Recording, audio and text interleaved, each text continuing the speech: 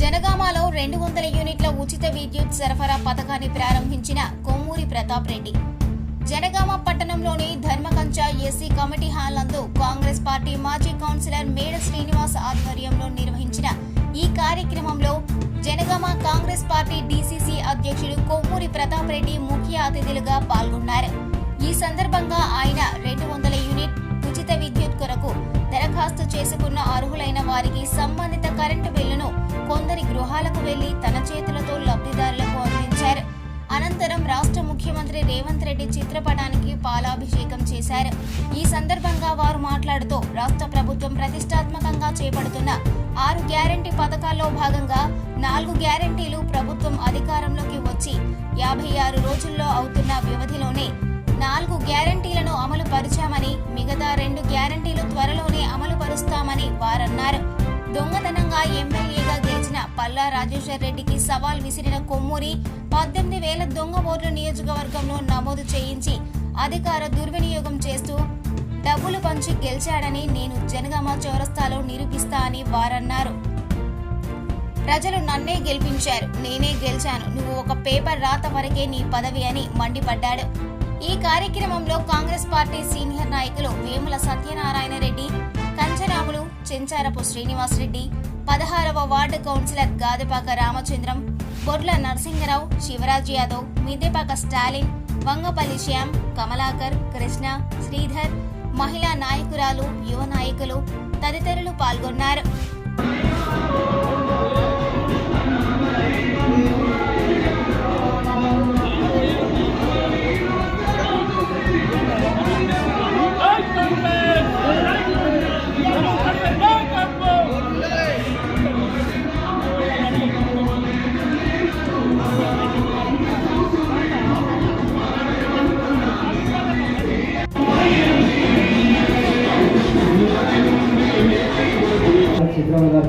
మరియు 11వ పార్టీ స్థానికులు అక్కలు అందరికీ పేరు నమస్కారం తెలియజేసుకుంటూ, మరి గత ప్రభుత్వాలు కేంద్రంలో ఉన్న బీజేపీ కానీ రాష్ట్రంలో ఉన్న తెలంగాణ రాష్ట్ర టీఆర్ఎస్ పార్టీ కానీ గత ప్రభుత్వాలు ఎస్సీ ఎస్టీలను, బీసీలను, మైనార్టీలను, కడుపేదలను, నిరుపేద ప్రజలను మరచి ప్రభుత్వం ద్వారా అందాల్సిన సంక్షేమ పథకాలు కానీ కాంగ్రెస్ పార్టీ అధికారులు చేపట్టిన కార్యక్రమంలో ఇచ్చిన 6 గ్యారంటీలలో 4వ గ్యారంటీ అమలుపరిచిన కార్యక్రమంలో కాంగ్రెస్ పార్టీ ఇచ్చిన మాట ప్రకారం చైర్పర్సన్ మున్సిపల్ సత్యనారాయణ గారు, వైస్ చైర్పర్సన్ రామన్న గారు, ప్రెసిడెంట్ కౌన్సిలర్ రామచంద్ర గారు, మల్లారెడ్డి గారు, అదేవిధంగా సీనియర్ జనగామ మండలంలో సీనియర్ నాయకులు నరసింహరావు గారు, మన యూత్ జిల్లా అధ్యక్షులు శివరాజ్ గారు, మన టౌన్ అధ్యక్షులు మన సుగ్రామన్న, అదేవిధంగా పాల్గొన్న వేదికమైనటువంటి ప్రజలందరికీ, ఈ సమావేశంలో పాల్గొన్న సోదరులకు, సోదరులకు అందరికీ నా హృదయపూర్వక నమస్కారం. కాంగ్రెస్ పార్టీ చేసిన వాగ్దానాలను తూచే తప్పకుండా అమలు చేసింది కాంగ్రెస్ పార్టీ. ఏ పార్టీలు కూడా ఎన్నికల ముందు ఇచ్చిన హామీలను అమలు చేయలేదు. దూరం ఎందుకు, మన బీఆర్ఎస్ పార్టీ ఉంది. 2014లో ఏం హామీలు ఇచ్చింది, ఏమీ నెరవేర్చలే.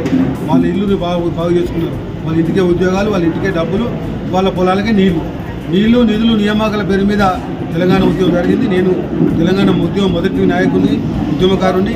మరి దాని మీద నీళ్లు నిధులు నియామకాల మీద ఉద్యమం చేసి సోనియా గాంధీ గారు ఇక్కడ జరిగిన ఆత్మహత్యల గురించి కానీ, ఇక్కడ తెలంగాణ ప్రజల బాధలు కానీ, ఇది ఒక నిజమైన కోరికని గ్రహించి సోనియా గాంధీ గారు తెలంగాణ మనకు 2014లో ఇచ్చారు. ఆగంతా కూడా కాంగ్రెస్ పార్టీకి సోనియా గాంధీకే చెప్తుంది. కానీ నీళ్లు నిధులు నియామకాల స్లోగాను ఒక కేసీఆర్ కుటుంబానికే పరిమితమైంది. నిధులు ఆయన ఇంటికే మొత్తం లక్షలాది కోట్ల రూపాయలు ఇవ్వాలి. నిధులతో పాటు నీళ్లు వాళ్ళ పొలాలకే. ఆయన పొలం కొరకే ఎరవెల్లిలో తన పొలం కొరకు 4 గ్రామాలను ముంచి కొండపోచమ్మ పేరు పెట్టి ప్రాజెక్టు పెట్టి లక్షలాది కోట్ల రూపాయలు ఖర్చు పెట్టి తన పొలానికి నీళ్లు పెట్టుకున్నాడు. 100 ఎకరాల వరి పెడుతున్నాడు. ఈ రకంగా తెలంగాణ ప్రజల సొమ్మది, తెలంగాణ ప్రజలను దోపిడీ చేసిన వ్యక్తి కేసీఆర్. దోపిడీ చేసిన కుటుంబం కేసీఆర్ కుటుంబం, దోపిడీ చేసిన పార్టీ బీఆర్ఎస్ పార్టీ. ఈరోజు ఎన్నికల ముందు ఇక్కడ హానికేతాడు. మళ్ళీ సరే ప్రజాస్వామ్యంలో ఎవరైనా వచ్చి పోటీ చేయొచ్చు, మేము దాన్ని స్వాగతిస్తాం. కానీ ఎట్లా వచ్చిండు? అవినీతి డబ్బుతో దొంగతనాన్ని సంపాదించిన డబ్బు తీసుకొచ్చి విచ్చలవిడిగా ఈరోజు ఇక్కడ ఎన్నికల ముందు డబ్బులు పంచి నోట్లకు డబ్బులు వేయించుకున్నాడు. ఒకటి. నంబర్ 2, దొంగ ఓటు నమోదు చేయించాడు. దొంగ ఓటు నమోదు చేయించి 18,000 దొంగ ఓటు నమోదు చేయించి ఆ దొంగ ఓట్లను బయట తీసుకొచ్చి ఓటు వేయించుకున్నారు. నంబర్ 2. నంబర్ 3, మా కాంగ్రెస్ పార్టీకి చేసే ఓట్లు దాదాపు 6,000 ఓట్లు తీసేపించింది. వాళ్ళకి మొన్న ఎన్నికల ముందు టీఆర్ఎస్ ప్రభుత్వం ఉంది కాబట్టి అధికార దుర్వినియోగం చేసి ఈ రకంగా దొంగ ఓట్లను అదేవిధంగా మా ఓట్లను డిలీట్ చేయడము చేసి పేపర్ మీద గెలిచిండు. అదొక గెలుప. నన్ను డిఫీటెడ్ ఎమ్మెల్యే అని అంటాడు. డిఫీటెడ్ ఎమ్మెల్యే నువ్వు. ఈ 18,000 ఓట్లు 6,000 ఓట్లు ఉన్నాయి. 24,000 ఓట్లు తీసేస్తే నేను 9-10,000 ఓట్లతో గెలిచిన. ఇది నిజాయితీగా ఉన్నది. ఒక ఎమ్మెల్యేగా పోటీ చేసే వ్యక్తి, ఎమ్మెల్యే స్థానంలో కూర్చునే వ్యక్తి ప్రజలకు ఆదర్శంగా ఉండాలి. ఇదా దొంగ నోట్లు సంపాదించి తీసుకొచ్చి దొంగ నోట్లు పంచడం, అదేవిధంగా దొంగ ఓట్లు నమోదు చేయించడం, అదేవిధంగా మాకు పడే ఓట్లను డిలీట్ చేయడం, అధికార దుర్వినియోగం చేసి ఈ రకంగా నాటకాలు ఆడి మోసం చేసి వచ్చి గెలిచిన అని చెప్పుకునే వ్యక్తి నువ్వు ఒక ఎమ్మెల్యే. నీది ఒక గెలుప. నిజమైన ఓటమి నీది, నిజమైన గెలుపు నాకు.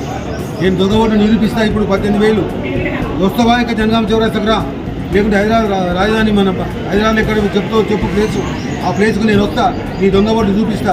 వాటిని డిలీట్ చేస్తే నువ్వు ఓడిపోతే మరి నేను రాజీనామా చేసి వెళ్ళిపోతావా? అధికారికంగా ఇప్పుడు ఎట్లాగో ఆన్ పేపర్ తప్ప నేను ఎవరు ఎమ్మెల్యే గుర్తిస్తలేదు. ఏ గ్రామానికి పోయినా జనగామ నియోజకవర్గంలో, జనగామ పట్టణం కూడా అగో దొంగ ఎమ్మెల్యే